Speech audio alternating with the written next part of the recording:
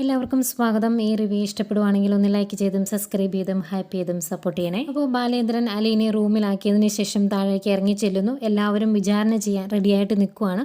അവരെല്ലാവരും ചോദിക്കുന്നുണ്ട്, ഈ കുടുംബത്തിൻ്റെ സമാധാനത്തിന് വേണ്ടി അലീനെ ഇവിടുന്ന് പറഞ്ഞു വിട്ടൂടെ? എന്തിനാണ് ബാലേന്ദ്രൻ അവളെ ചേർത്ത് പിടിക്കുന്നത്? എന്തിനാണ് മകളുടെ സ്ഥാനത്തേക്ക് അവളെ ഏറ്റെടുത്തത്?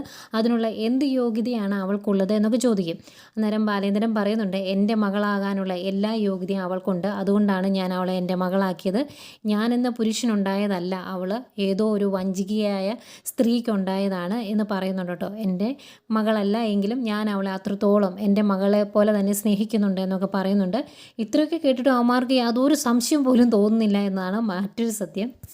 ഈ സമയം റൂമിൽ അലീന ആകെ ടെൻഷനിലാണ്. ബാലേന്ദ്രൻ്റെ സ്വന്തം മക്കളെക്കാളേറെ ബാലേന്ദ്രനെ ഇപ്പം അലീനെ സ്നേഹിക്കുന്നുണ്ട്. അതുകൊണ്ട് തന്നെ ബാലേന്ദ്രന് താഴെ എന്തെങ്കിലും സംഭവിക്കുമോ എന്നുള്ള ടെൻഷനിലാണ് അലീന റൂമിൽ അങ്ങോട്ടും ഇങ്ങോട്ടും ഇങ്ങനെ ടെൻഷനോടെ നടക്കുന്നത്. ഇതിനിടയ്ക്ക് ശിവൻ പറയുന്നുണ്ട്, നീ എന്തിനാണ് അലീനേനെ ഇവിടെ പിടിച്ചു നിർത്തുന്നത്? നിൻ്റെ കുടുംബത്തിലുള്ള നിൻ്റെ ഭാര്യയ്ക്കോ നിൻ്റെ മക്കൾക്കോ പോലും അത് ഇഷ്ടമല്ല, പിന്നെ അവരെക്കാൾ മേലെയാണോ അലീന എന്നൊക്കെ ചോദിക്കുമ്പോൾ ബാലേന്ദ്രൻ രോഹിത്തിനോട് ചോദിക്കുന്നുണ്ട് ഇതിനെപ്പറ്റി.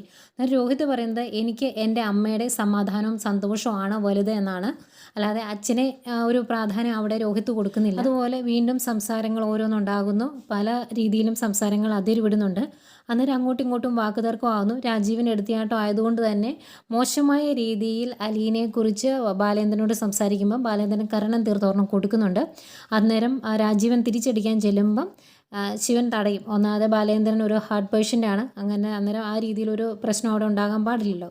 എന്നാൽ ഇതൊട്ടും പ്രതീക്ഷിക്കാത്തതായിരുന്നു വൈജയന്തി. അതുപോലെ അവിടെ കൂടി നിന്നവരെല്ലാം ഞെട്ടി നിൽക്കും കേട്ടോ.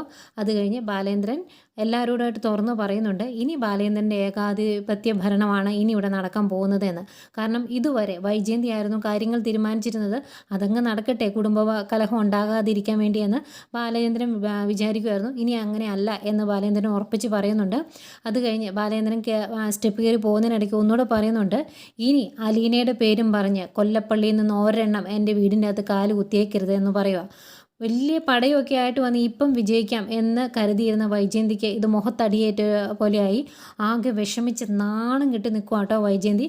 കാരണം ബാലേന്ദ്രൻ്റെ വീട്ടിൽ അല്ലെങ്കിൽ ബാലേന്ദ്രൻ്റെ മനസ്സിൽ വൈജയന്തിക്ക് 1% പോലും സ്ഥാനമില്ല എന്നറിയുന്ന ഒരു നിമിഷം കൂടിയായിരുന്നു വൈജയന്തിക്ക് അത്. വൈജയന്തിക്ക് തിരിച്ചും അങ്ങനെ തന്നെ കേട്ടോ. ബാലേന്ദ്രൻ മുഖമേർപ്പിച്ചാലും എന്ത് ചെയ്താലും കുഴപ്പമില്ല, എൻ്റെ ഭാഗം ജയിക്കണം എന്ന് മാത്രമേ വൈജയന്തിക്കുള്ളൂ.